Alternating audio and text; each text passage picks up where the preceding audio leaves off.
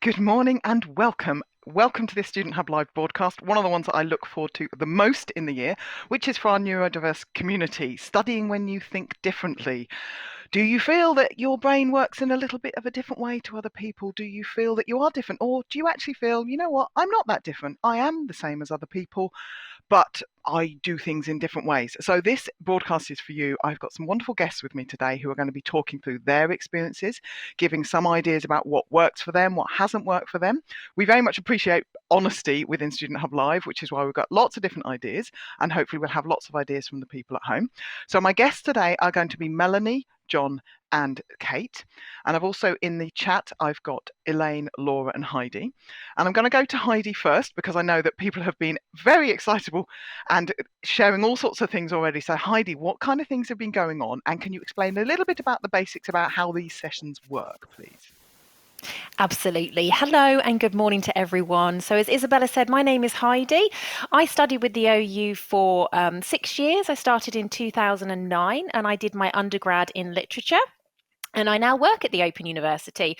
I've just finished up a role as Alumni Engagement Manager, and I'm now working in the Vice Chancellor's office. So it's a real pleasure to come to Student Hub Live and share some of my own insights with you because I do understand what it's like to study with the OU and juggle everything that you're juggling on a daily basis. So you might find that this is a new format for you. If you've joined us at other events and it's been in Adobe Connect, this one looks slightly different. So you've got a couple of options. You can either just focus on the video and not worry at all about the chat, and that is absolutely fine. But if you do want to engage in the chat, as lots of people have been already this morning, then please do.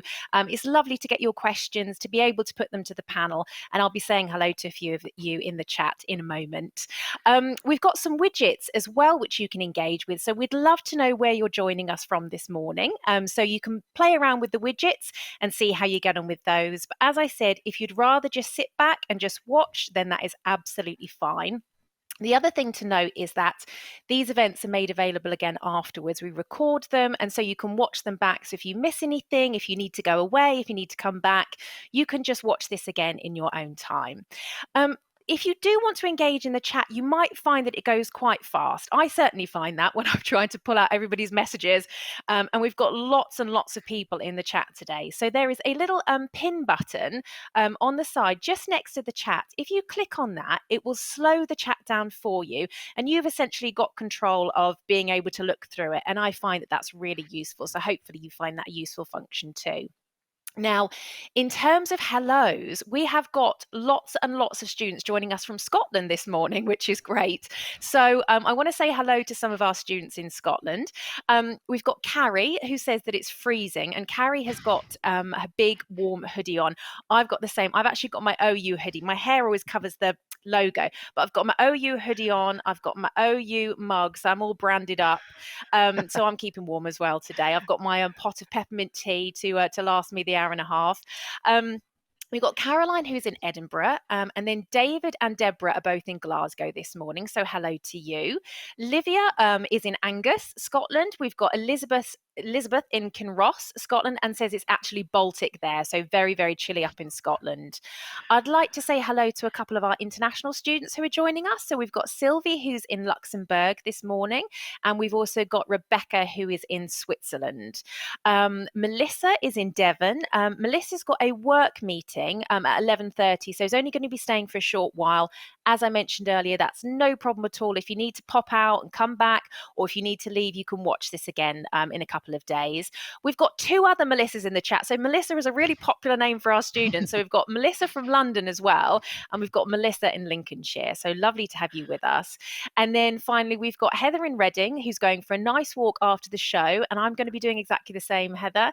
And we've also Same here. got Valerie in Chelmsford. Says it's lovely and sunny here today, and Valerie has already been out and doing some gardening this morning, which is really nice to hear. So it's great to have you with us, and I really hope that you enjoy today's show. Brilliant. Thank you, Heidi. And that's wonderful. We've got so many people from Scotland. And I'm going to get this in because those people who've ever heard me talk before know I have a bit of a liking for strongman and Tom Stoltman and Luke Stoltman are both from Scotland, and Tom Stoltman, who won World's Strongest Man twice and is an exceptionally good strongman. Luke, his brother, is also very good, and he won Europe's Strongest Man, but Tom is autistic and has been very open about his struggles and how he's managed to achieve, but when he doesn't achieve as well. And it's quite an interesting thing. So I know Amy's already said, I've been having troubles knowing what to say and knowing what to put information is. And Arabella also says, I'm very different, but I like that about me. And I think that's a really good thing to begin with. I just realised I didn't even introduce myself. My name's Isabella Henman. I'm one of the hosts of Student Hub Live. I've been involved in these events since we started the online workshops many years ago. I'm a tutor. I'm an Access tutor, level 1, level 2, and do various different things within the university. And supporting students is a massive passion of mine, and helping recognise that there's lots of different ways. And one of the things that we're going to be talking about today is that we all have different views. Some of us may have the same different views, others will have different views, if that makes sense. But one of the things that is important is there is a quote. Now, I'm just going to make sure we get this quote right, because I'm very clumsy sometimes. And it is, when you have met one person who is neurodiverse, you have met one person who is neurodiverse. Or when you've met one person who's neurodivergent, you've met one person who's neurodivergent. Now, we've actually got a couple of different things, and I think that's a very important one to start thinking about. So, John, I've just used two pieces of terminology there.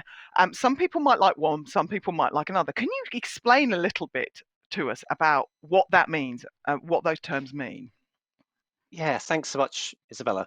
So I suppose it's really interesting how language and terminology changes over time.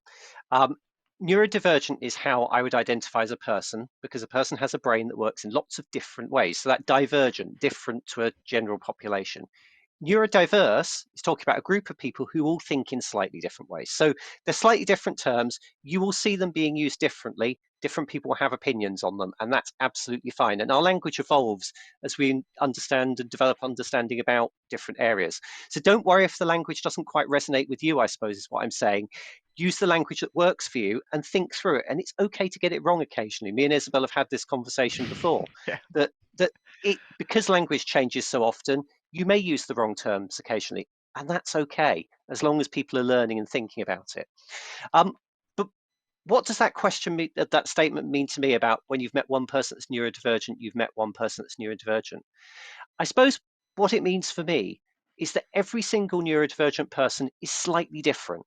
So I identify as being dyslexic and having ADHD. They're my two characteristics, but the way they intersect and manifest in how I experience the world is specific to me. I didn't find out I had ADHD until last year. I'm 42 now. So you can see that I went through most of my life not knowing I had ADHD. I developed coping strategies which are specific to me. Somebody who might find out they've got ADHD at the age of 6 might develop their lives very, very differently. That doesn't mean I don't have things in common with those people that also have ADHD, but how I experience the world is slightly different. And I think that's really important, that whilst labels can be really helpful, actually our individual ways of being in the world are specific to us. And sometimes what might represent one person's experience is absolutely not their experience. And I know we've got Melanie and Kate with us today who probably have very different experience of being neurodivergent to me. And that's great, because that diversity is really important. Thank you, John. That's really helpful. And in fact, you were mentioning having an adult diagnosis. And Kate, I know you also had an adult diagnosis, didn't you? So could you tell us a little bit about your terminology and how having an adult diagnosis did or didn't impact you, Kate? Well, let's see. So, hi everyone. I have got 5 neurodevelopmental disorders. It's quite a lot. So I've had them all diagnosed as an adult, which is also quite a lot. That's a lot. That's a lot to deal with all of a sudden. So I've got ADHD, got some autism, got dyslexia, dyscalculia, dyspraxia. It sort of goes on like that. And the thing with all of those is getting them diagnosed later in life. Obviously, it does help to illuminate that which has happened over the course of your life. You can look back, you can reflect. And it's allowed me, I think, to finally somewhat take charge of. I never lived up to my academic potential. Like, I never did particularly well at school. I didn't do college at all. I dropped out like 4 times or something in total. But I'm able to focus a bit more now. Like, I'm able to puzzle it out finally. I'm able to get there and go through the processes and trying to learn and all this kind of stuff. Probably basically for the first time, really, because it's just sort of never quite worked for me. So I'm not quite sure what the question was. I just went off on a tangent. No, that's fine. I see, and actually, that's a really good thing. I'm always doing that with I don't remember what the question is, but you talk, and that's absolutely fine. For the people that are watching, I've prepared. I've spoken to Kate, I've spoken to John, and I've spoken to Melanie. We've got all sorts of ideas that we want to share about our own experiences as individuals, experiences as adults, experiences as students, experiences as people who work, but we're going to be talking about quite a lot of different things along the way. Now, some of you might actually find that works really well with you, because sometimes the ADHD brain goes, oh, here, there, and everywhere, and quite likes that. And other people might not like that, because they might prefer things slightly linear. But yes, Kate, you did give me some brilliant answers there. And actually, I want to, before we move on to the next topic, I want to come to Melanie as well, because am I right in thinking that, Melanie, you also had an adult diagnosis? Was that correct or not? That's right. I was almost 50 when I got my diagnosis of ADHD, and then subsequently self-diagnosed as autistic, because all three of my children have autism diagnoses, and I started to recognise that described me as well. Great, thank you. And actually, I can see that Sarah said she was 48, diagnosed with ASD in December. It's weird getting a late diagnosis. Maybe, Melanie, we can talk a little bit about late diagnosis in the middle. And Arabella said, I found it a relief. It made sense of the whole of my life. I just wish my parents had known, but I doubt my dad would have taken it seriously. That's a shame, Arabella, but hopefully you've got people who take you seriously now. So, Melanie, Kate was saying that actually it made sense of things, but she wished she'd known. What kind of things did you find it helped to actually have a diagnosis at the age that you got it?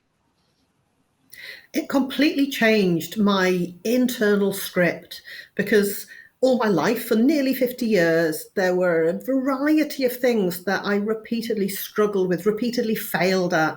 I identify with what Kate was saying about, dropping out of college several times, about losing jobs and getting fired, and messing up all kinds of stuff in my life. And my script had always been to blame myself, because other people blamed me and said, you didn't try hard enough. Why couldn't you just focus? What is the matter with you? And I repeatedly told myself off and told myself to try harder. And after my diagnosis, I was able to start working on it. It didn't happen overnight. To start working on changing that script. And instead of going, you're useless, you've messed up, try harder, I was able instead to say to myself, you've got ADHD, this was difficult for you, try a different way. And that just made all the difference in the world. Brilliant. I think that's that thing, and I know I was going to talk to Kate about this later, so we'll probably come back to it, but this idea of, you just said, you have ADHD, try a different way. It's actually recognizing, actually, you know what, there is something wrong. I'm going to use that terminology, and there is a disability, because it is technically a disability. It's a diagnosed disability, and if you want support, you need the diagnosis for the disability. And I think that is something we'll come back to. One of the things I wanted to do, just so people know, is we've been talking about individual at the moment, but Student Hub Live is about community, and we're going to come on and talk about the neurodiverse community. We subtly mentioned it earlier, and you've got a widget about what does community mean to you? So we're mainly thinking about the neurodiverse community here, but maybe you could add things. So there should be some information there. Hopefully that will be showing on screen, so you can add your thoughts. But I guess, Melanie, if I come back to you, did you find that you said about you knew that there was something then and you could change the script. Did you feel that there was any kind of neurodiverse community? Did that mean anything to you as a terminology? Yeah, weirdly, most of my life has been spent being involved in disability studies and disability activism, although I didn't think I was part of that community. I was particularly interested in, and still am, learning disabilities, intellectual disabilities. I don't have an intellectual disability, but lots of people who have intellectual disabilities also have autism. So I thought I was very well versed in autism and Asperger's syndrome and all kinds of topics like that. And then all of a sudden discovered, that's me. And there was a whole new set of things to find out about it. Yeah, and I think that's quite an interesting thing, isn't it? It's some people that quote that we had earlier, um, one person, but actually, oh, it's me, and there are other people that are similar. And John, I know that you have some feelings about that. How Mm. do you feel that this idea of the neurodiverse community works for you, John? Yeah, I suppose it's really interesting, isn't it? Because I think we build our own neurodiverse communities sometimes without realizing it. Um, the reason I went for a diagnosis last year is because one of my friends got diagnosed and I realized I'm really similar to them. And actually, when I started talking to friends about my diagnosis, oh, yeah, that's me too. And actually, it's really interesting how your group of friends seem to be neurodiverse people because we all think in these crazy ways. If I Yeah, ever open a WhatsApp with my best friend, it's full of conversations that start, stop, go into sidebars, go into side conversations. How I didn't know before then that my brain worked a lot differently, who knows? But I think that's yeah, really important is that we do find our own community. And I think there's something for me that's really important about finding your community, your group of people that get it, because actually that then gives you permission to be you. So I yeah, know if I go to my friend who has very similar neurodivergences to me, and I go, I just can't cope today. Everything's falling apart. I just can't focus on anything.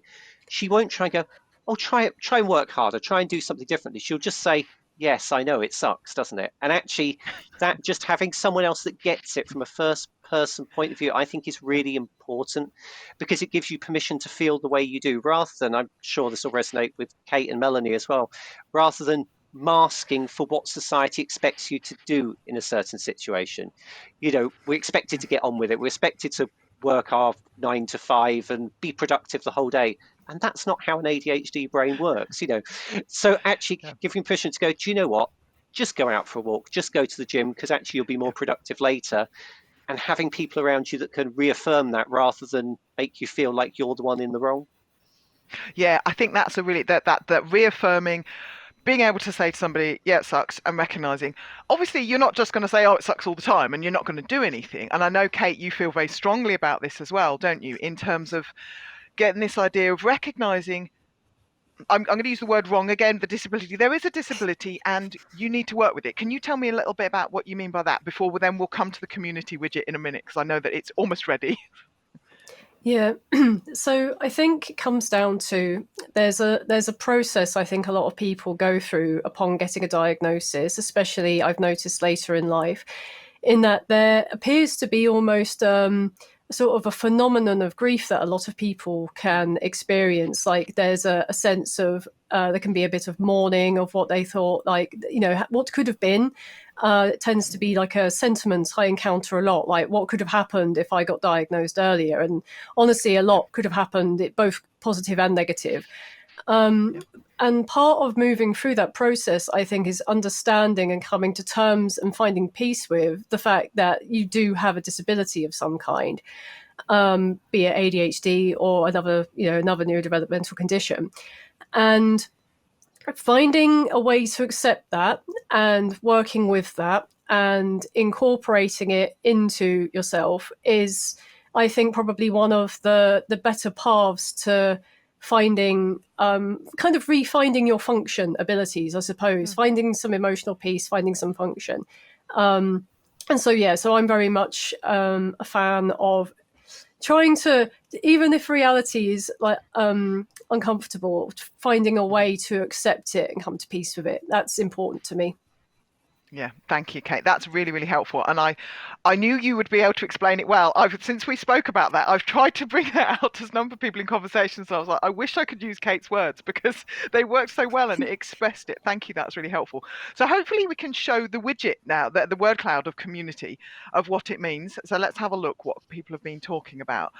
So community is about support. It's about understanding. It's about acceptance, togetherness, belonging, friends, those ones that you can say it sucks to, John. The connection, the comfort, the friendship, and the shared experience. And I think that's a really, really useful thing there because all of these things, they're positive things. Actually, I'm really happy that people have been able to bring out those positive things there. Now, I know that there's been a number of things that have been coming in. So, Heidi, I think it's a very good time to come to you. So, what kind of things have people been sharing? I'm sure we've had some lovely ideas and suggestions from people.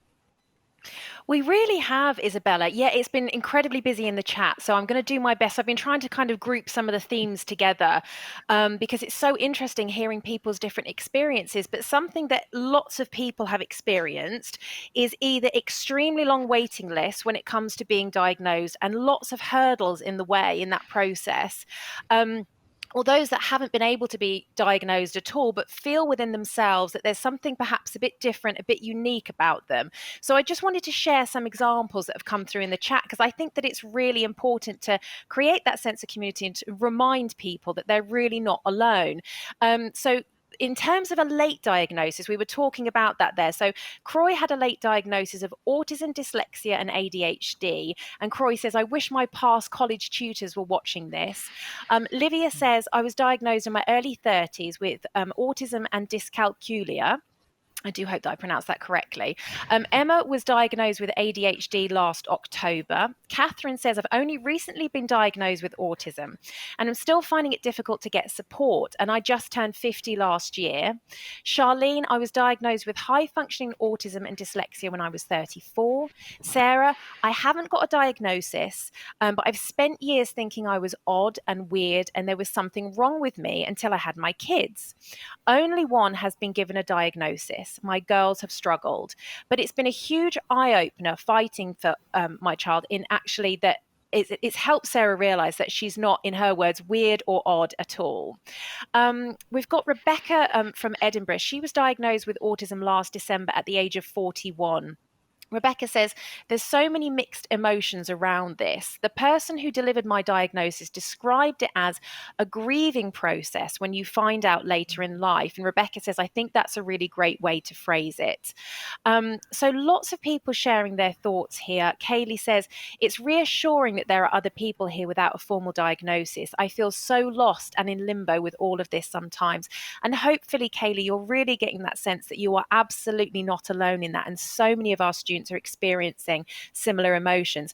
I've got a couple of questions, Isabella, that have come in, and I think it would be great if we could put these to the panel. So the first one is from Natalie. Natalie says, I'm struggling with imposter syndrome as I know that I'm neurodivergent, but I'm still trying to get a formal diagnosis and I feel really lost. And I thought that's a really nice way of kind of that question captures so many of the thoughts that other people are having. So for those individuals that are feeling lost and they don't have a diagnosis, what advice can we give them in terms of that first step? Okay, great. John, I think you've got some ideas here. So perhaps, John, you could say what your thoughts are about that. What would you like to say to that person? Yeah, I suppose I'd like to start off by saying self-diagnosis is valid. And I think that's a really important point to start with, actually. The formal diagnosis is really important and it will give you access to support and all sorts of other things that come with it. But actually knowing something about yourself sometimes is enough to start you on that process. It's worth kind of just giving a little bit of history. I don't want to kind of go into the background of neurodivergence here. But actually, historically, you could only be either diagnosed with ADHD or autism many years ago. It would be one or the other. You couldn't be diagnosed with both. So there's a lot of people with one of those conditions that were diagnosed as children that may have both, but the system didn't allow them to be diagnosed. So the way things have changed means that, just because you have a diagnosis and label doesn't necessarily capture everything. I got diagnosed with dyslexia back in 2009, and I thought, oh, that's the answer to all of my problems. I'm dyslexic. And then last year, find out there's actually ADHD in there as well. So that self-diagnosis process is really valid, I suppose. In terms of being an imposter, though, we are all individuals, and actually being able to understand that we think differently and we may have different needs and starting to articulate those is just as important as that bit of paper that says this is what we think that need is, in my mind. Great, thank you, John. And I think that whole diagnosis thing, whether you get a diagnosis or not, is something that's often resonant with people. And I've spoken to a number of students who say, well, I think this is, but I don't have a diagnosis, or I don't feel that I can declare to the university that I've got a disability because I haven't got that piece of paper. And I also know, and I don't have who it was there, but I know that there was somebody who's been really struggling with trying to get a diagnosis and they've been on the waiting list. I've spoken to a couple of colleagues who have been on these waiting lists, and I know it's really challenging at the moment because there's resources, there's all sorts of other issues, and we're not even going to go down that line, but as John was saying, if you feel this applies to you, feel free to say to the university, contact your student support team, or say, I need to say to the disability support team, this is me. I don't have a diagnosis, but this is me. Perhaps somebody could help me. And part of what the university does is we try to provide help. We can't provide everything. We're not first line medical support and that kind of thing, but we can showcase resources and things that are available. And I think that's something quite important, because there's this balance, isn't there, about we're all unique, but we're part of a community. We have to find the way that works for us. And we have to consider students at the university. As it happens, all of us here, I'm a student, John's a student, Melanie is, and Kate is, we're all students as alongside of things. And studying requires effort. It requires you to think about what you're doing. I have to put myself into my study brain. I try to study on a Friday, so I don't agree to meetings on a Friday. I still deal with emails and things like that, but I don't do meetings, and I try to make sure that day is focused on trying to study. But actually, my emails are my little bit of a relief, and I think some of my guests might actually identify this. This is just a me thing; it's not an ND thing, but it's a. Sometimes you have different things that are treats to help you. And now I think maybe this is something that resonates from maybe from the ADHD perspective, from what people have told me, is that you have different things. And I believe it was Melanie, you said to me about you do something for a while and then it doesn't work anymore. So you have to move on to for the next thing. Perhaps could you tell us a little bit about that, Melanie? I think I've remembered that it was you that said that to me. Yeah, definitely. So people quite often ask me, so what helps? What's the answer? You know, what do you do to fix your ADHD? And I haven't. I don't know. But I do have lots of tools that work for a bit. So, for example, does anybody bullet journal? You know, I might get into bullet journaling for a while, and I'm really good at keeping the bullet journal, and it just helps organize everything. And then after a few weeks, it kind of wears off, and I've got a shelf at home with lots of part-filled in bullet journals that then get abandoned. And after that, I start using an app. You know, maybe Trello is a nice app that I like, and I use that, and that organizes my life and helps me get my to-do list in control.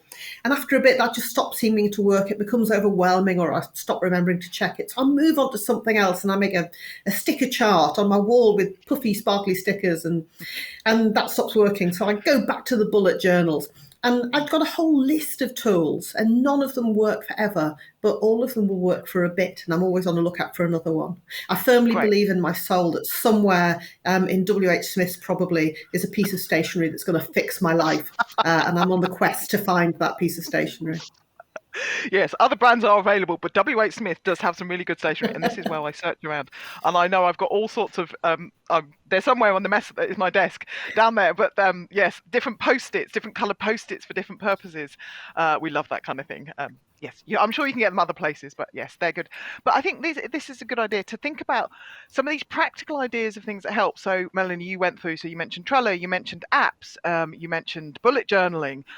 Could you tell us actually a little bit more about what each of those are? Because I'm sure there might be some people listening going, actually, you know what, I'm not sure what that is, and I'd like to learn a little bit more. So maybe could you start with bullet journaling and explain what that is? Bullet journaling is quite a tricky one to look up, because there are lots of people who put bullet journals, and basically it's an art project, and there's lots of colouring in and stickers and making it look very beautiful.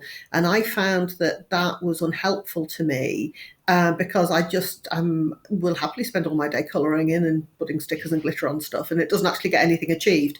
But as it was originally conceived of, it's a very simplistic way of keeping a note every day of, you know, what are the priority things that you need to do that day, and what things are further down the line, and what you have done and what you wish to do.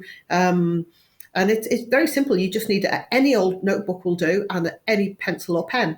So it's very streamlined, and you know that's good. It kind of focuses on the essentials.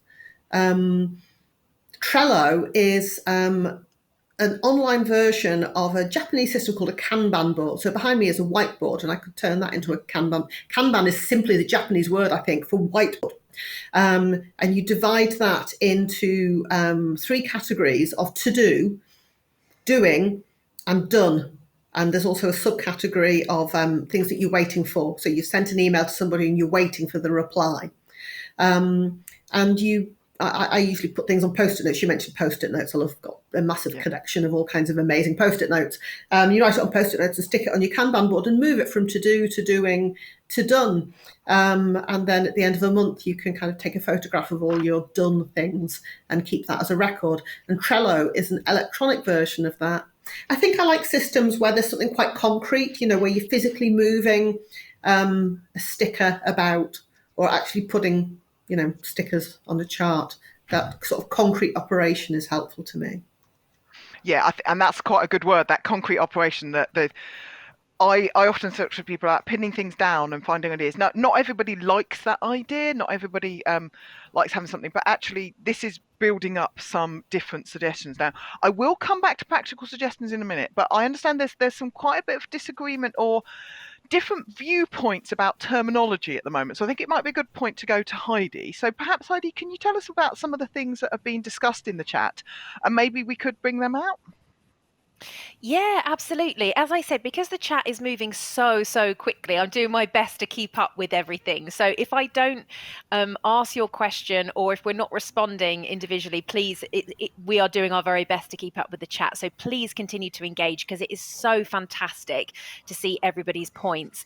I wanted to just draw out one of the comments that Megan made, and then we do have a couple of other questions. So Megan says, I don't have a diagnosis, but I do declare that I'm disabled in my OU profile, and my tutors always message at the beginning of the year as to whether I require any additional support. Mm-hmm. They're always so lovely about it. But then we had somebody else in the chat saying that they didn't have a particularly good experience with that. So I didn't know if you wanted to pick up on that in terms of, for those that don't have a diagnosis, notifying the OU.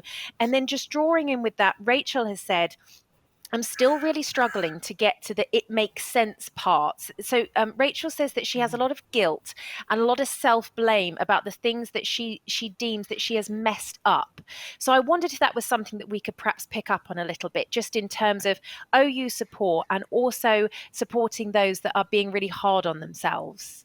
Yeah. Okay. So what I'll do is I'll just explain a bit, but then I think Kate's probably going to be the good one to talk to about some of those words and not beating yourself up. So I'll come to you in a moment, Kate. But in terms of that, the profile aspect, absolutely. So when we do the freshers events, we say about declaring information. It's up to the individual at the end of the day how much they want to declare. Anything that's mentioned in a disability profile is never to the detriment of the student. Often it's to try and give tutors and the university a bit more information about you.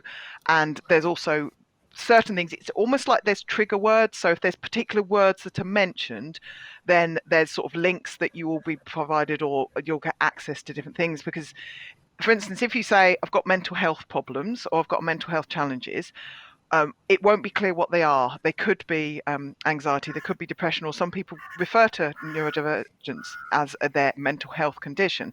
So that's why giving as much information as you can helps, and also saying how it could potentially impact you as a learner.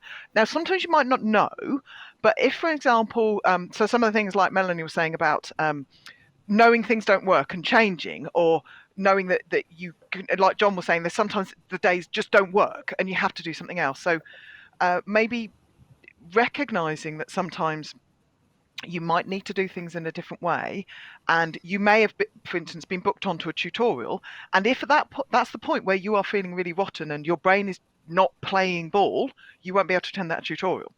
So you might have to watch the recording. And it's, as an open university, there's lots of flexibility. There's certain things that are pinpointed in time, but there's others. So hopefully that gives a bit of an idea. Now, I know there's been a lot of discussion in the chat, and I'm going to come to Kate about this, about different terms.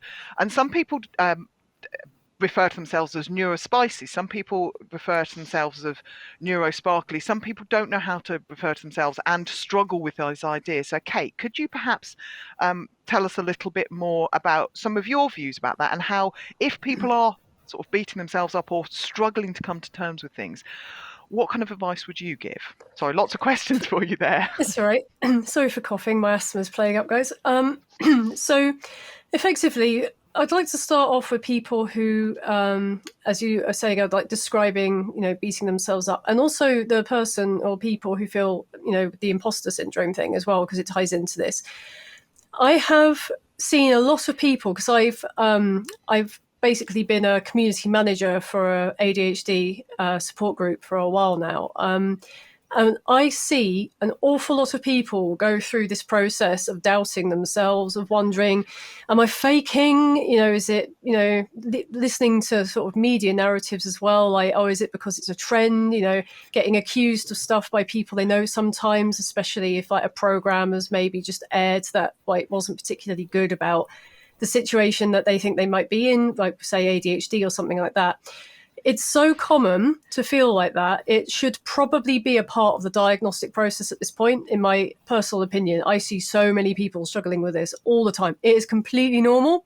It is absolutely completely normal for you to be sat there doubting yourself, because you don't know until you get the assessment right. All you're asking for from the medical world at large is for an opportunity to discover if this is actually the case. You're not out there just going, oh yeah, I'm just, going around saying whatever I want to say. You just want to like go for a process and see if you meet the criteria at the end of the day. And that's fine. That's completely fine.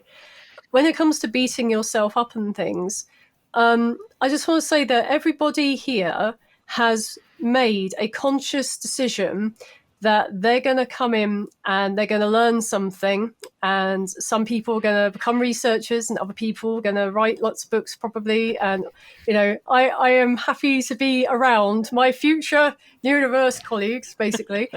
And it's like that's a really good thing. Like, that is when you're having moments where you're feeling like you've messed up or you can't do things, or like you're having that sort of really like negative internal debate with yourself. I think remembering that you have chosen to make a difference in your own life, like you of your own free will have decided you're doing this now, that's actually really, really cool. And that's something I think that you could maybe try to focus on a little bit more sometimes, and actually recognize, no, even though it is really, really difficult for you, you're still doing the thing. And that's really, really cool. So, yeah. And in fact, it fits really nicely as one of the things that we actually wanted to ask people at home. Tell us some positives about being a neurodivergent student. Because Kate was saying that fact that she's sitting there, you've made this positive decision, you've made this active decision, you're going to do something. Okay, yeah, some of the time it's hard. It's hard for everybody. Some of you will find it going, you're shouting at me going, but it's harder for me. Yeah, absolutely. Some people are harder. There's some people that there are more challenges, but you have made the decision to be an OU student. You're amazing. I mean, come on, you're doing everything alongside everything else. Sometimes you forget. And sometimes I say this to my students, and there's certain people, if they're here, Mirasol, I don't know whether you're here today, but you need to hear this. You're great. You're doing this. You were so cross with yourself. You beat yourself so much up when I was talking to you the other day, and several other students who may or may not be listening. And I hear it, and I'm getting really emotional now about this, but please hear it. Please hear. You are brilliant. You are doing this. Sorry, I'm going to cry. So, Heidi, I'm going to come to you while I just get a grip. Can you tell us some of the things that people have been saying at home? Oh, God, don't you start crying. I will immediately start crying when anyone starts crying around me. So we're not the best two to have on this. Maybe they need to rethink the co-presenter next time. In terms of conversations going on in the chat, something that's been really interesting is that Lee asked the question in the chat, is there anyone here who is anti-routine? Like, do you absolutely hate routine and feel repelled by it? And I thought, you know what, Lee? I've never thought of that before. I've always thought that everybody is like striving to have this more specific routine, and that's the way that we can tackle the day. But actually, there are so many people in the chat that are saying, I hate routine. It doesn't work for me. Chrissy says, I hate routine. Kaylee says, yes, Lee, I can't follow routine for the life of me. Rachel says, Lee, my ADHD hates it and my autism needs it. It's hellish. And then Deanne says, routine gives me the ick. And Livia says, routine feels like an extra demand on me and I struggle with demands. So I thought that was really interesting. And obviously when you're studying for TMAs and you've got deadlines, you've got all of that additional pressure on you. So it's really interesting to see people sharing about how they those that don't cope very well with routine or don't like routine are coping with their studies. So thanks to everyone that's sharing everything in the chat. Like I said, it is so busy today, which is wonderful. So I'm going to pick up as many of your questions as I can. Thank you, Heidi. And I've got a grip of myself again now. Whilst I was off camera, I got a grip of myself. And I know, Kate, you wanted to actually come in on that routine thing. What would you say? I think John possibly is somebody that would mention routine as well. So if I come to Kate first, what do you want to say about the routine idea? So a lot of people live, I think, in a sort of state of paradox where you've got, as you say, you've got maybe something on the one hand whereby maybe it's an obligation, like you're obligated to do the reading for your TMA or something like that. That's where I'm at the moment. And then there was another part of you, if you're this way as well, where, yeah, as you say, like the idea of sticking to routine is like this awful, horrible thing. It's something that can be navigated. Like, for example, I know a lot of people will suggest at the OU to like block in time to study and things like that. So they'd be like, block out time in order to study. I don't do that. I just study when I want to study. And what I do instead is I just try to cultivate opportunities to feel like I might want to study. If that sounds a bit complicated, it's like, it's more about getting things right for me to be able to feel like I can study without having to commit to like at 11 a.m. on a Tuesday on the dot. I am there with my book open, because I'm not actually. I'm actually very much not. Sometimes I study at 3 a.m. because I've got, can't sleep or something. So I'm like, you know what, I may as well try and read a bit of a book or something like that. So yeah, you've just got to try and go with the flow in that sense, and try and make it work for you, and make the opportunity available for you, like in your own head in a way. Like try and sort out your immediate study environment. If you don't do anything else in your whole house, just the immediate study environment is like one of those like big things where you can like get a lot done because you've already taken away the physical mental clutter, just stuff like that. Right. Lovely. Thank you, Kate. And John, I know that when we were talking, actually, so Melanie, I think has got something first. So sorry, John, I keep saying I'm going to come to you, but if I come to Melanie first, what did you want to add here? Sorry, John. Yeah, I wanted to say that we're often bombarded with these messages that there is a right way to do various things in your life. So, for example, studying. And yeah, this idea that, you need to block out the time and you need to be sat down at your desk at, a certain time and do the work. And one that caught me out was the eat the frog advice. Have you ever seen that one? You'll have to there's a saying that if you... Somebody said that if you eat a live frog first thing in the morning, then nothing worse will happen to you all day long. Oh, I'm in a room where the lights go off if I don't move, so I'm just going to wave and make the lights come up, and there they are. Right. And so this eat the frog idea is often turned into advice that you should do the nastiest task. Whatever on your to-do list is the most horrible thing that you're most averse to, you should do that first in the day and get it out the way, and that will make you feel like the rest of the day is easier. It's a downhill ski slope. And I tried to do that. I actually got a postcard of a frog and I blue tacked it near my desk to remind me to eat the frog. And I lost so many days where I did nothing whatsoever because I could not eat that frog. So I never got past the first thing on the to-do list and I never did anything at all. And in the end, I tore up the stupid frog and decided that didn't work for me at all. And I was going to do something different. And I would maybe start the day with an easy task, with a fun task, and get in the mood. And sooner or later, I might tackle the frog. Yeah, I think that's important. And I think whenever I'm giving students advice about doing exams, I often have different viewpoints from some of my colleagues. But some of them say, oh, do the worst thing first. And I say, no. You ease into things. You do the things that are easiest. That's my way. If I had to do the nastiest thing, personally, the getting up in the morning is sometimes the nastiest thing for me. I don't want to do that. So, no, I'm not doing anything else that makes me feel worse. Or eat the frog first if that works for you. What we're talking about today is diversity, divergence. And what that means is what works for one person might not work for you. So don't listen to what everybody else is telling you. You ought to be doing it this way. Instead, play with your own life, experiment, try things out, and then hang on to what works. And embrace the fact that your life is going to be unique and it might be messy compared to somebody else's. But, if you have put into place the strategies that work for you, you will get to the finish line. Absolutely. Thank you, Melanie. That's very apt. And John, I've been promising I was going to come to you. Yep. You've been patiently waiting, but now we're expecting some brilliant pearls of wisdom because you've been preparing them in your brain now. I was going to say I've got so much off both what Kate and Melanie have said there.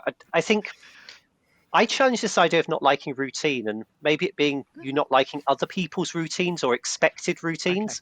Because actually, if you can develop a routine that works for you, that may change from day to day, it might not be the same routine, but that's a routine. And actually, for me, it's about having that novelty in my routine. So as Isabella knows, I take on lots and lots of different projects and say yes to everything. But that works for me because actually being busier gives me a whole range of different tasks to go, do you know what, I don't want to do that thing today, but I really want to do that thing so I can do something. Whereas if someone gives me one project to do and I don't want to do that frog project, then like Melanie said, I will do nothing all day. Yeah. So actually, sometimes it seems counterintuitive to take on more stuff when you're struggling to do anything, but actually that novelty for me is really important. And I think the other thing that's been really important for me for study is creating my own deadlines. So there is a study calendar. I cannot keep to a study calendar because someone else is telling me that's what I should be doing. And there's almost like this block in my brain that goes, someone else has told me to do this, so I'm not going to do it. So I will have all sorts of deadlines that nobody else knows other than myself, but they exist in my head and they really help keep me on task because I know that although it says my TMA is due on the 21st of the month, in my head, I want that thing done on the 9th of the month, which means if things all go wrong, I can play around with it. But that's my deadline. And because I've created it, there's almost like this dopamine thing of I want to hit my deadline because I've told myself I'm going to do that. Not someone else has told me I'm going to do it. I've told myself I'm going to do it. So sometimes it's about gaming that system to work out how your brain works and how you can make your brain work in someone else's system. I think that's really apt. And it reminds me of Deborah, who was one of my guests on one of the online workshops. And she said she was always told, you won't be told. And what she meant by that is exactly what you were just saying, John. If somebody else told her to do something, nope, I won't do this. And sometimes it fits in. And I know we've had a number of people share in other workshops about this. They're saying, yeah, if somebody else tells me to do it or somebody else says this, no, I'm not going to do it because it's them. But it's when you tell yourself, or it's, as you say, nobody else knows those deadlines, but it's what works for me. And actually going, yeah, that's my thing. And that's how it helps me. That's really helpful, John. Thank you. Hopefully some people at home will go, you know what?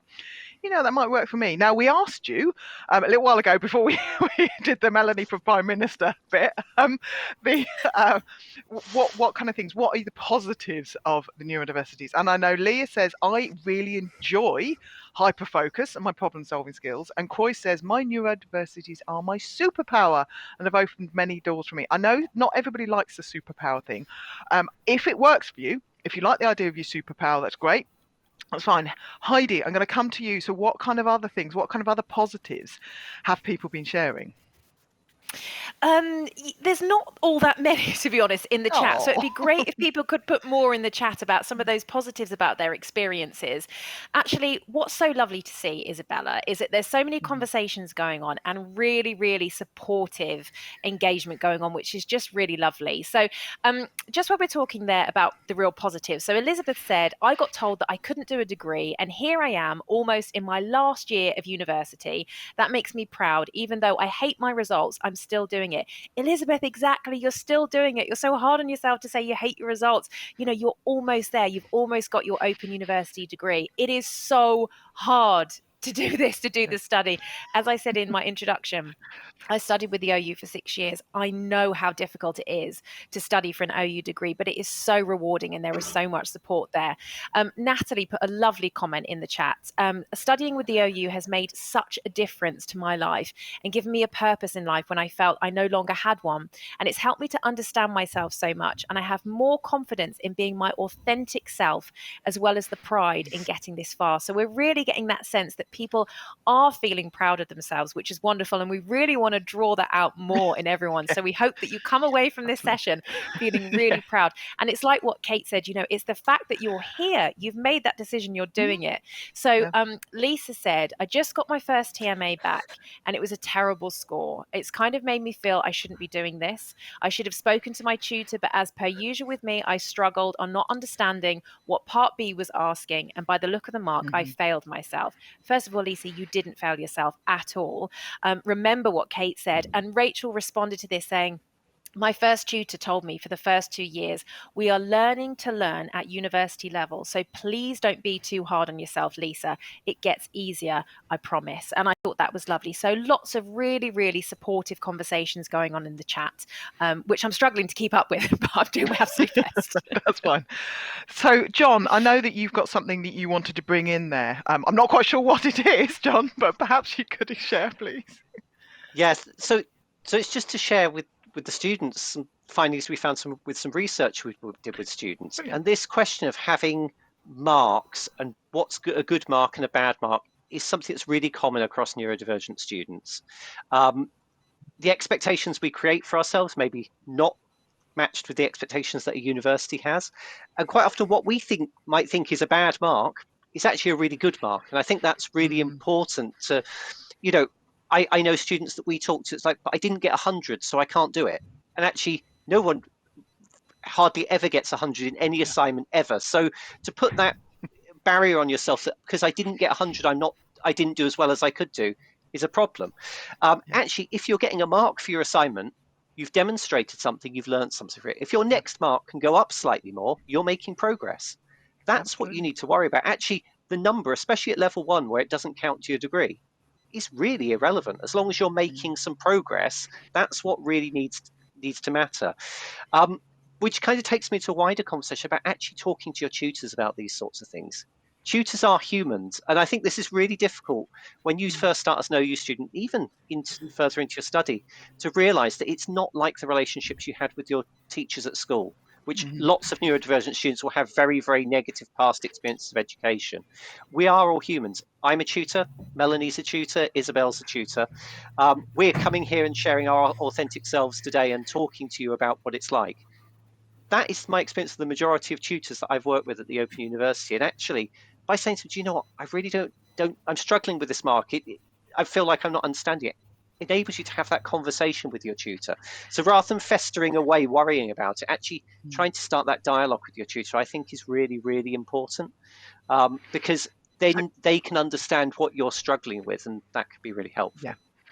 Before you carry on, John, I just wanted to say we've opened a widget for people at home, which actually relates to what we're talking about, which is whether you feel different or not, because this relates into what John was saying about having this relationship and knowing what's a perfect mark or not. So you'll see that there's that widget about how different you feel. We'll come to that in a little bit, but I just wanted to make sure people knew that was there, John.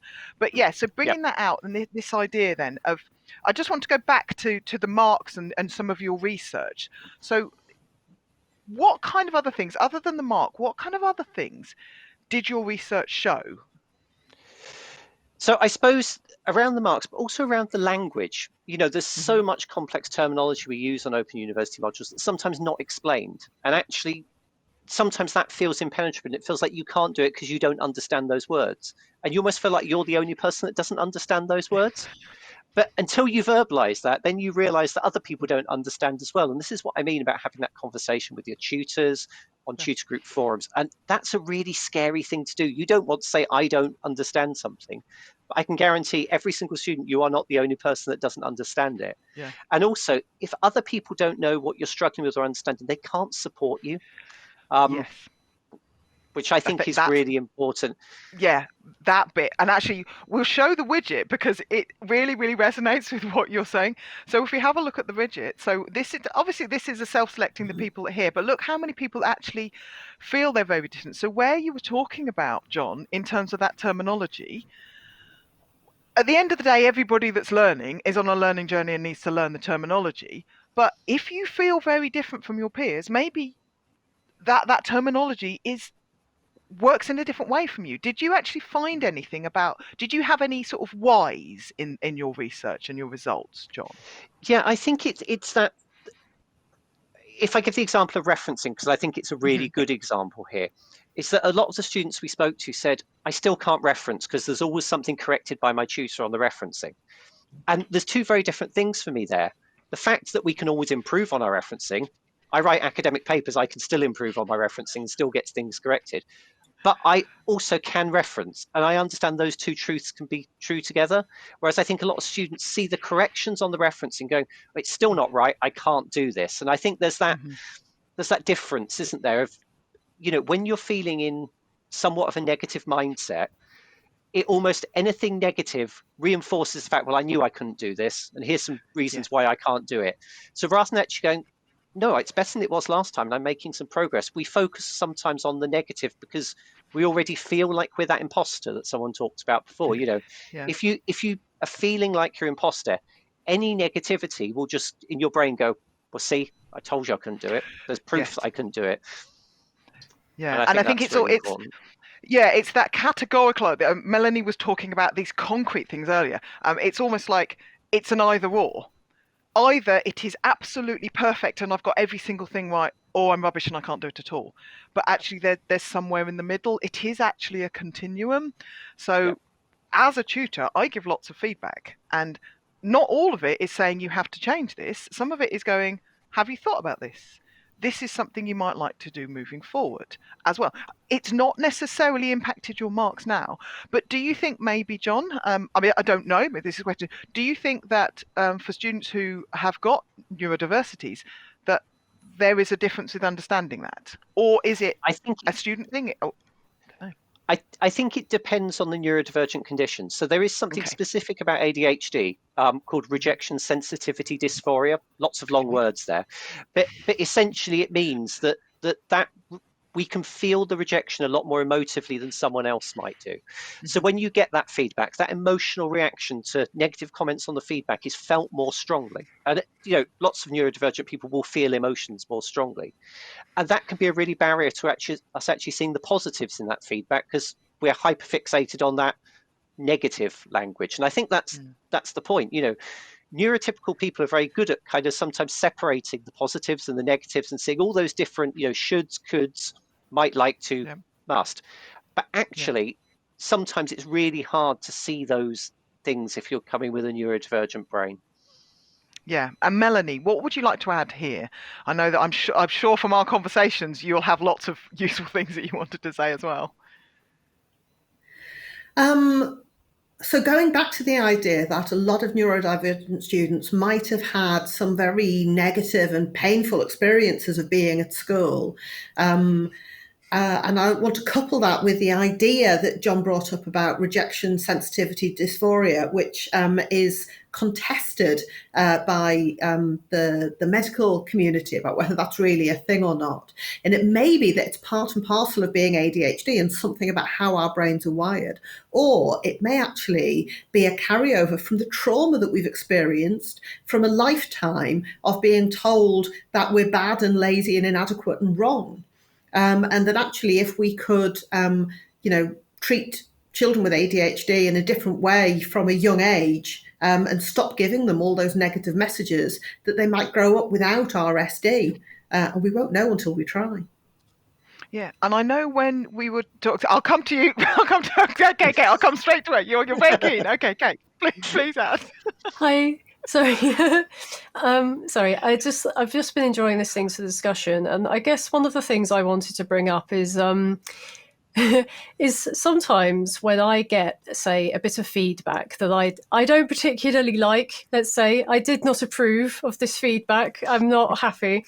What I'll do is I'll adopt what I like to call a supervillain mindset.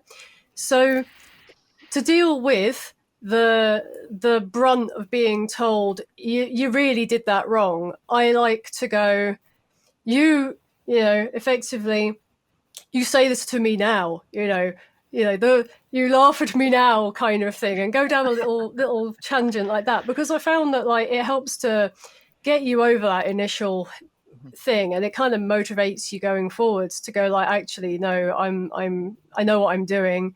I am going to achieve my goals, and you cannot stop me, and just kind of that kind of stuff. It's supervillain mindset. It can kind of help weirdly. Yeah, that's really helpful, and I think it links in. One of the questions we want to ask people at home is how you've changed the task to fit your brain. Now, I'm going to get Melanie to explain a little bit about what we mean here. You were sort of hinting at it a little bit, but Melanie, could you explain what you mean about changing the task to fit your brain so that people know? Yeah. So back to this idea that we get all these messages that there's a right way of doing studying. So, for example, that you need to dedicate a whole day or a whole evening, and you're meant to sit down and focus really hard and be very concentrating. But you might find that actually, if you try to focus on writing an essay and dedicate a whole day to it, maybe you've taken some time off work and made big sacrifices to do it, but actually your brain just can't focus for more than about 10 minutes at a stretch. Then instead of beating yourself up and reiterating, these negative things that you've heard throughout your life, that there's something wrong with you, that you can't do this, you might try and see, well, can I write an essay in 10-minute bursts?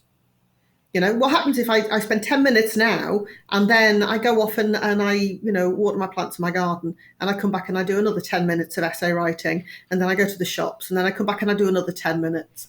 Can I make it work that way?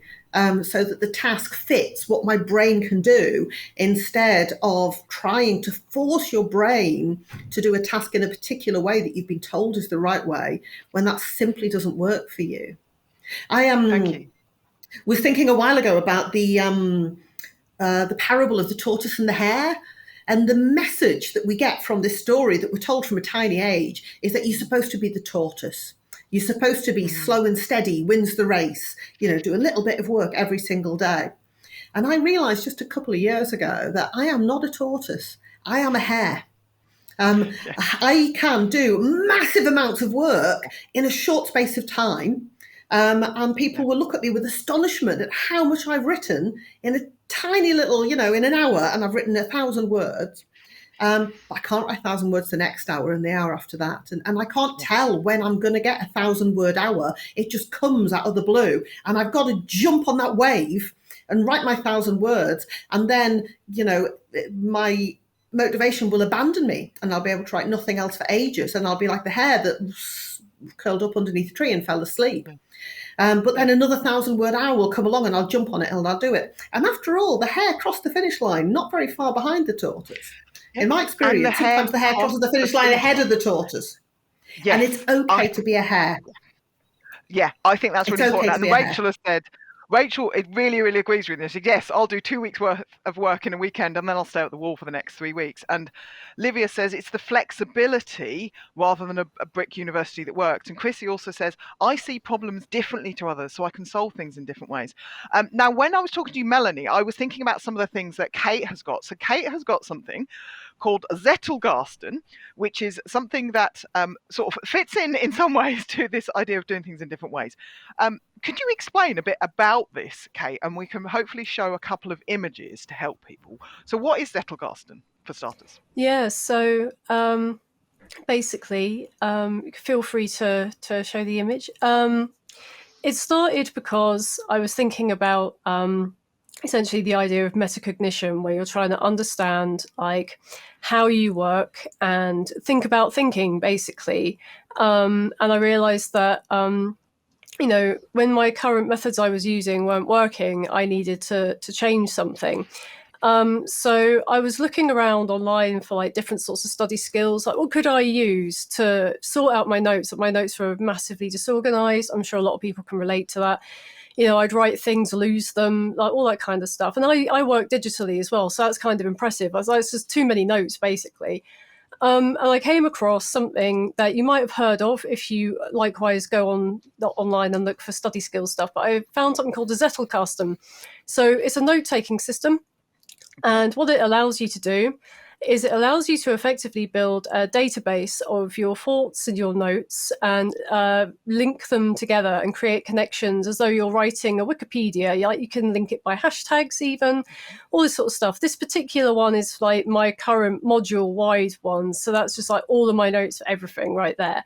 That's been done in a program called Obsidian, which is free, which I mentioned because it's got all of its features while being free. There are other ones available that do have things that you have to maybe pay for if you want them, like Notion, and one called Rome. And they're all basically the same sort of thing. They're just a way of organizing notes. It's quite complicated to learn sometimes. However, it's probably not something to do if you're in the middle of an assignment right now. Now is not the time to do it. But if you were looking for a new way to organize notes, I found that Yeah, it can help you see what's connected to what from a very like top-down view. So you can be looking at like you can make a little, like a little Zettel. It's basically box. It's like a German word for box because of what it is based on. But you can make like a little Zettel effectively of an assignment. So I've just made one for TMO3, currently doing that in like psychology at the minute, of just trying to link all of these different theories together, link the themes together. Is it like a social thing or is it a developmental thing? And, all this kind of stuff, and try and just make all these little links so that when I go to write my essay, I can visually see and access all of those links. And it will take me to a page that just has like, a write-up of the study on it that maybe I've done. And yeah, it's all grouped by hashtag, stuff like that. So something that like, yeah, you might not know exists, and it might interest you, or it might not work for you. It's kind of complicated, but it is also quite good. Yeah, it looks very interesting. I have to say, my brain looks at that and goes, "Whoa, that looks really confusing." It's fun. It takes a little bit of work to set up, but it does work once it's going. Kind of, it's kind of like that. Yeah. So what we've been saying is, for all along, is there's different suggestions. Different things work for different people. This works for Kate. Maybe some of you will go, you know what, I like the idea of making links and making associations. That's great. So Heidi, I'm going to come to you back to this idea. But so what kind of things have people been sharing? Are there many things that people have been able to come up with how they've changed the task? Or is it one of those things where you go, it's that terminology, we don't really know what you mean? Yeah, loads and loads of conversations. So I just wanted to pick up on something that a lot of people are talking about is to do with those energy bursts and when they're studying that we were just talking about. So Wendy says, I'm doing a creative writing TMA right now. Quite a few people have said they can't come up with any ideas, but as soon as I saw the stimulus, I wrote down about 100 really different ideas. And then I went for a nap. So I thought that was good. Andrea asked the question, has anybody got any advice about how we can snap out of these freeze modes? Or the other issue is sometimes just having no interest or no energy to do studies. And there's lots of people that were kind of reflecting on that in the chat. And Emma says that she regularly gets up for dance breaks and then put wiggle, wiggle, and says that helps with that situation. And then another thing that's come up in the chat, it was Rachel that brought it up, who said the mix of ND and menopause brings up a whole new condition. We have a hard time. My hormone nutritionist treated me for this with supplements. And then Zoe came back saying, Rachel, I think that I'm perimenopause and really struggling more than ever before. My filters aren't as good as they were previously. And then a lovely comment in the chat from Lee. I don't know about anyone else, but I've got a real boost of confidence seeing all you guys on the chat room and knowing you're all ND and taking the steps towards study. I just hope there's opportunities to keep in contact throughout our studies. And then ask the question, does the OU have an ND chat room that's perhaps available? And then Rachel said, Lee, it's really reassuring to have this chat. And yeah, having a chat room would be fantastic. So I think one of the questions that I'd ask, and Isabella, you're probably best placed to respond, is how people can stay in touch. Like, do we have an USA group? Yep. How can people stay in contact? Because this sense of community that we're building this morning is really strong and people seem to be really enjoying it, which is great. Thank you, Heidi. So in terms of that, there was an Open University Students Association ND group. I believe at the moment it is on hiatus because they needed somebody to help run it. I believe there is a Facebook group. It might be available on some other channels. There could be a Discord one. We will attempt to find out and add them to the links to the page. But I know that there's a couple of them. Now, in terms of the Student Hub Live community, ND, this is our live broadcast. We also have workshops. There's one coming up in a couple of weeks, I think about 3 weeks time, where we'll be talking about planning to complete EMAs and coming up with practical advice. And in all of those online workshops, I have a guest each time who discusses some of their experiences, and everybody gets the chance to discuss as well. Now, one of the things you'll see is telling us about any apps or strategies that help you, because there was these people are asking for ideas. Now, we can give you ideas, and I'm going to come on to Kate in a minute for some of hers, but what other ideas of anything that help? Because as John was saying earlier, everybody is different. Everybody has their own ideas. So if you've got some to share, please feel free to share, and hopefully Heidi will be able to corral some examples. So, Kate, what kind of strategies? Is there anything that you want to add here? I think there probably was. Yeah, sure.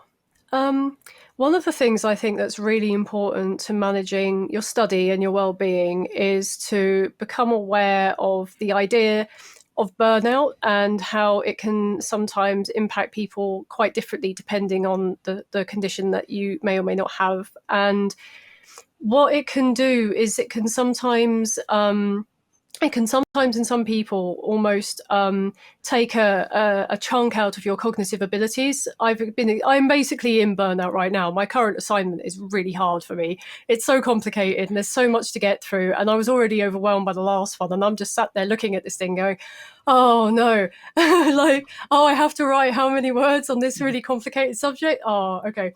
So part of my strategy is just trying to manage that bit of it, because someone mentioned there was like an inertia or something along those lines, where they felt like they couldn't complete tasks or interact with tasks. That's quite common in things like burnout. And I think managing, it's really difficult because obviously you have all these deadlines, but one of the only real ways to get through it is to give yourself time to rest. Especially cognitively, you need to have a way of having a mental break, else you will just burn out. I think it's really, really common. And yeah, so basically just make people aware that's a thing, and it's a thing that, very often needs to be managed, but it's also not necessarily a thing they'll tell you when you're having an assessment or even after you're diagnosed. Like, I don't think I ever had anyone talk to me about what it's like to actually push yourself really, really hard when you have these sorts of issues. Yeah, I think that's an important one. Yeah, and it does help. And it's and you'll see we're asking people at home lots of questions. There's also this idea of how do you build confidence in yourself? How do you have faith in yourself? Kate was just saying about the recognizing, she said, about the burnout, and it's really sad to hear that. And I completely identify with that sometimes. Sometimes when I've been working on something so much, I just want to go, you know what? No. And I think it would be really good to get some ideas from my guests as well. So Melanie, what kind of things have you got? Have you got any ideas about having faith, having confidence in yourself? How can you boost your well-being as a neurodivergent individual? I wanted to come back to what Kate was saying about what happens when you push yourself really hard and you can burn out. And I think that is particularly a risk for neurodivergent people, because I think there is a massive gap between what it feels like to have a neurodivergent condition and what it looks like from the outside. So, for example, I think quite commonly people who look from the outside might see me when I've got deadlines coming out my ears, and I am sat on the couch all day eating Pringles and watching television, and they might look at me and think I'm lazy. Looks like I'm lazy, I'm not doing anything. But actually, if I was lazy, if I was having a nice time, I would be sitting there thinking, oh, I don't care about all those deadlines, I'm just going to eat Pringles and watch television. But actually what's going on inside is that my brain is screaming at me the entire time, you've got all these deadlines, why don't you get up and go and do the work? You are so lazy, get up and do the work. And the more it screams at me, the less I am able to. I'm not lazy, I'm actually frozen. Right. Okay. But if you internalize the messages that people are telling you and they're constantly telling you that you're lazy and you're not trying hard enough, then you will tell yourself, try harder. Another analogy that I sometimes use is that it's as if I'm in a car and the gas pedal isn't working. So I'm putting my foot right down, the gas is as far as it'll go, and my car is just going along very, very, very slowly. Yeah. And all the other cars driving past me will go, why are you going so slow? Put your foot on the gas. You should be putting your foot more on the gas. And they don't know actually that my foot is all the way down. But if I believe them, then I will be thinking, I need to put this gas down even harder. So I might already be giving 100% of all of the resources that I've got. And I'm trying to give even more because I'm not getting the outputs that people would expect from the amount of inputs I'm putting. But if I am then got my foot to the floor for week after week, month after month, year after year, that is a surefire recipe for burnout. Yeah. It's because people are telling me I'm not trying hard enough when actually I'm trying 10 times harder than anybody else and have been for years. Yeah. So in terms of that, so going back to so does the eating Pringles and sitting on the television, does that actually sitting on the television? What am I talking about? Sitting watching the television. Do you find that actually gives your brain that little bit of a? I know you said it was screaming at you, but were you at the same time actually almost doing a? I'm stepping back a little bit, and actually I'm doing a bit of a relax, ready for when I can do the next one. Does that work that way? Well, I think that's what you've got to do. And I think that's usually what I'm not doing when I'm eating Pringles in front of the television, is that I am, constantly telling myself to do more and actually giving myself permission to stop. Because if I had a day off, I probably wouldn't spend it on the sofa eating Pringles. I'd probably go and do something fun. I might leave the house and go out for a walk. I might play a video game that I enjoy much more than just vegetating, and do something. So I think that sometimes the solution to that burnout and freeze is to stop screaming at yourself. Give yourself permission to absolutely stop, that you're having a day off. So do something nice. Yeah, and I think that's really important. And Kate, what kind of things would you like to add here? Because you mentioned that you help with the support group, so I'm sure you have these conversations with people. What kind of things, Kate? Yeah, it's really, really common. I just wanted to mention that it has to be recognised, I think, that getting through things like states of burnout is a process. It's not it's not something that just sort of happens, really. It takes time to work. It's why it's so awful when you have deadlines, basically, because it takes time to work through it. It is something you can work through. It's just unfortunate, really. One of the things I find that is useful for me in my studies when trying to manage burnout is I will often remind myself of effectively, it's kind of like why I'm here plus. It's like I kind of feel like I have this internal belief that I feel like I've got the answer to a question that I feel hasn't been asked yet. And I would really, really, really like to ask and answer the question. But it's going to take me a while to get to the point where I'm able to ask and answer that question. And I have to then accept that, this is now a process of time I have to go through, I have to manage, and I have to look after myself through it. So I can get to the point where I'm asking that question. And things like that, these sort of it's not just that people are here because they want to improve themselves. There's often then a higher goal still for a lot of people. And I think that focusing on that higher goal still aspect of it is a way of managing your well-being and stuff, especially when times are really hard. So just that really. Yeah, that's really helpful. And I think bringing that out, it reminds me as when I first started university, I did go to a Brick University first time round, and I was doing all the days and all the time. And my dad said to me at the time, maybe you should have a day off. And I was like, I can't possibly have a day off because I've got this. Like Melanie was saying, I'm just shouting at myself. It wasn't neurodivergent, but it was just me going, I have to keep doing it. I have to keep doing it because if I don't do it, I might miss something. I couldn't miss any lectures. And I think it was when I was revising for my second year exams where I just went, you know what? I'm not going to work on Sundays anymore. I am going to take Sundays off. So I'm not going to study on a Sunday. And I'll do something else. And initially it was like, it's 1/7 of the week. Oh my goodness me, how can I possibly do that? Because that's all that time. But I have kept that ever since. So I don't work on a Sunday. I don't study on a Sunday. The only time I have worked on a Sunday is when I worked in a care home, because you can't really say to people, sorry, I'm not going to come and look after you on a Sunday. But I don't do that. And as Melanie was saying, it allows you to have a bit of brain space. It allows you to do something else. It might be doing the shopping, it might be doing the cleaning, it might be doing the gardening, it might be doing jobs, but it's a different way because your brain is doing something different on that day.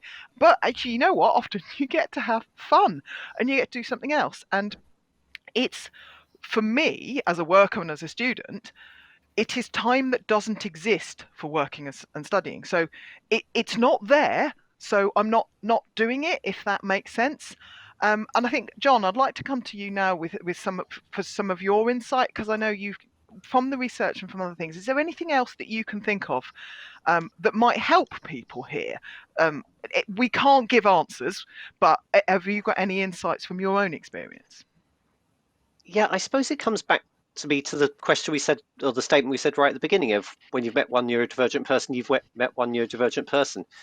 Yeah. Because I think it's really important to find out what works for you, what makes your brain work better, and how to optimize that. So And this also brings me really nicely to people asking questions about diagnoses. So I developed all these strategies before I even knew I had ADHD, while I was doing my own PhD. And I know that I can read academic papers in the morning. I cannot edit anything I've written first thing in the morning. My brain just doesn't work that way. Likewise, I can't read in the evening, but I can edit in the evening. So I work my days around when my brain works optimally in those different ways. I also know if I stop thinking when I'm at a computer, like as other people have said, like I've just kind of glitched and can't do anything at all. Going out for a run or a walk actually gets my brain going again, and I'll suddenly realize that thing I was worrying about thinking about at the computer will suddenly work 4 miles from my house while I'm out on a run.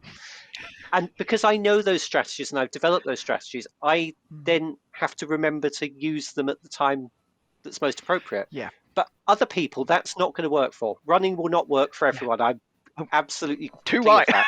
But everyone, I talk to lots of neurodivergent people who find things like knitting and crochet, and for me, it's the same process. It's an activity that's repetitive that you don't actually necessarily have to think about, because once you're doing it, if you're good at running, if you're good at doing crochet or knitting, it just becomes a motor skill. And that actually allows your brain to drift off to other places, which sometimes gives it that mental rest you were talking about before, without actually resting. Because I think, same as Melanie was saying about the Pringles, if I'm overwhelmed, the last thing I want to do is let myself rest, because I feel like I'm getting more overwhelmed because those tasks are sitting there and still not being done. Whereas if I'm doing something like going for a run, yes, I'm not doing what I was meant to do, but I'm still doing something. And I think that's, for me, one of the really key things. Yeah. Is find out. In fact, so someone called it to me the other day, productive procrastination. And I think that's a really nice term. And I'm glad you said that rather than me. In fact, it reminds me of something, Melanie, we were talking about, and you explained to me about optimal stimulation. Have I got that right? Because actually that fits in. Can you just, I know I'm going to come to Heidi in a moment, but can you explain what optimal stimulation is first, Melanie, please? One of the things that people often struggle with is a task that is important to do, but that isn't very stimulating. And so you get bored and your brain zones out. So, for example, during the COVID lockdowns, I spent a lot of time in Zoom meetings. And while I found today to be absolutely fascinating and stimulating, I usually find being in Zoom meetings to be understimulating, and it's hard to focus, and I zone out. And then somebody will go, Melanie, what do you think we should do about that? And I'll go, I haven't heard a word that's been said for the past 10 minutes. But if you can pair the understimulating activity that you have to do with another activity that just fills up that little stimulation gap, then you can focus. So John was talking about knitting and crochet. I love fibre arts, and I've recently discovered spinning. I don't know why I never tried, literally spinning yarn on a spindle. Don't know why I've never tried it before. It's stimmy. All the autistic people here, it's really stimmy. You should try spinning. I'm a huge fan. But what I did during the Zoom lockdowns was I've always wanted nice handwriting, and I have horrible handwriting. But the way to get nice handwriting is to fill in those pages of handwriting sheets where you write an entire page full of beautiful, perfect letter A's, and then another page of beautiful, perfect letter B's, till you build up the muscle memory. And that is far too understimulating. I was never able to do that. Love the look of calligraphy, but couldn't learn it because it's boring. But I discovered that if in a Zoom meeting, I'm also filling in one of these little sheets, then now my brain is stimulated enough that I can listen to the meeting, and also I've got the most gorgeous handwriting you've ever seen. Ooh, you might have perfected your banana bread or your sourdough, but I was doing calligraphy all during lockdowns. Banana bread, no. Bananas, lovely. Bread, lovely. Banana bread together, no. Not happening. Sorry, and all that. I know some people like it. No. The only time I'll ever have banana in something is I have a lovely friend who made me. It had a name, and I can't remember what it was. But it was like essentially a chocolatey type cake. Because this is the first time I've mentioned chocolate. Wow, how long through and I haven't mentioned chocolate yet. And it had banana on the top, and that was lovely because I could eat the pieces of banana and then eat the chocolate cake. Right, okay. I am conscious that we are coming towards the end of our time, and we've asked lots of questions of people at home. So Heidi, you've got the gargantuan task of summarising all of these conversations that have been going on. Heidi, over to you. Yes, good luck to me. No, honestly, it's been so wonderful. This has been one of the busiest chats I think that we've ever had. It was certainly one that I've managed within a Student Hub Live session, and I have really, really enjoyed it. So I do just want to thank everybody for sharing their experiences and their thoughts and responding to our questions. It is so wonderful to have such a busy and engaging chat. So let's make a start then. Let's talk about strategies. So strategies to help people when they're struggling. So our first one from Emma: body doubling can help. Have a neurodivergent friend online who will sit with you whilst you do your studies or something else online that you need to get done, and they can do the things that they have been avoiding too. Teresa said, I used to FaceTime my cousins, so I'd read aloud my books while they cleaned. Then they helped me with any words that I struggled with. So we body doubled each other. But because it was over the phone, Teresa didn't find it stressful. So a nice comment from Nicholas, which I wanted to draw out. My tutors have always been really good at extending deadlines when I've had extended brain freeze. So again, just as a reminder of all the support that's available and to talk to your tutor and to explain what's going on so that they can offer you support and guidance. Declan says, I have a pre-arranged gaming session on a Wednesday evening with a friend, which I try to stick to as a way to force myself to have a break from studies. And then it gives us both a chance to vent about stuff. And Rachel liked that idea. Rachel said, Declan, that's a great idea. My younger sister and I have a standing appointment for a FaceTime call once a week to watch our favourite show together. And it helps so much. So carving out these key points within the week where you can do something you really enjoy and just switch off from everything else. Lee recommends power naps. I tend to push through until I simply can't do it anymore and will literally crash into a power nap, which kind of works because that's when everything gets mentally processed. Rebecca says, to get out of an ADHD paralysis, remember it's about momentum, not motivation. So tell yourself, I'll go and get my favorite pen, but I don't have to do anything with it. And then once you get going, it can be, then that just helps you to get going on your journey, whether it's opening a book and then starting to read or tackling your TMA. So for Emma, transitions, giving yourself a countdown can help. So like they do with naughty kids, this is the example that Emma gave. So I will get up in 20 seconds. And then finally, Nicholas says, lots of biscuits help my burnout. And then we've also got people talking about different apps and different techniques that they use, the Pomodoro technique, for example. Lots of people talking in the chat about that. Belinda saying it really helps her. Megan says that it really helps her. You have a productive time, then a break time, and then you repeat it. But Catherine says, can't do the Pomodoro technique. Danny Lee says, same. I've tried the Pomodoro technique, but it doesn't work for me. Carrie says, I need accountability, but then I fight against it. I bought the Pomodoro timers, but it's still sitting in the box. So I thought that was a nice one to close on. Yeah, and I think body doubling is something, body doubling, accountability, co-working is something that was new to me before I started talking to people within the neurodiverse community. And it's very helpful. I've had a number of students who said they do it without even realizing it's what they call it. So whether that's you're on a live Twitch screen, whether you're on a Facebook time, whether you're Facebook time, well, I'll just combine all the possible words together into one there. And I understand that there are some very specific ones that you can sign up to with other people that might not even be part of the university. There are some places within the university that do things.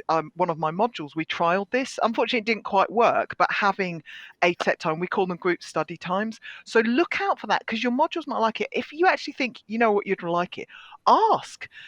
But John was saying earlier is that as tutors, we want to support you. We can't do everything. We can't answer all the questions. We can't solve everything for you, but we can give ideas. And the university is responsive to ideas. This whole neurodiverse community thing, it's because we had lots of students asking us, and I was also finding out more, and I was saying, you know what, I think this is really important. We need to start talking about this. We need to start coming up with ideas. We need to share ideas. We need to build this community. So if you like it, if you think it's useful, ask. Ask us here at Student Hub Live, contact your tutor, contact the university and say, these are things I've heard about. Can you tell me more? Can you help? So hopefully we've given so many different ideas for you today. And hopefully you're not going to go away going, you know what, I'm going to sit on the settee eating Pringles just the time. Hopefully you're going to be slightly more like the John going running, but I'm not, because I'm not the runner. I'm the nice gently walking person. I can walk fast at times. I'm the eating chocolate and then walking bit. But I really want to thank Melanie, I really want to thank John, and I want to thank Kate for all your fantastic ideas today, because there's been so many things to take away. I think it's one of those ones where you're going to have to revisit it. We always appreciate feedback. You'll see that there's a feedback link that will go in the chat, and we act on the feedback. As I said, one of the reasons we do these sessions is because we had lots of people asking, and I thought it was going to be very beneficial as well. We have other links attached to the event page. We'll try and add some more if we can find some. But hopefully we've given you lots of things to think about today. Hopefully you're now lovely and energized. If you've got a TMA, maybe go off and start writing it. Think about it. If you've got a topic that you hadn't started, go and have a look at it. Go and share with your friends. Remember what John was saying. Sometimes it sucks. Be open. Discuss these things. All of us are different. Neurodivergencies has even more differences. We have different terminologies, but hopefully we've given you loads to think about. It's been an absolute privilege today. I've learned so much. Hopefully you have a wonderful rest of your day.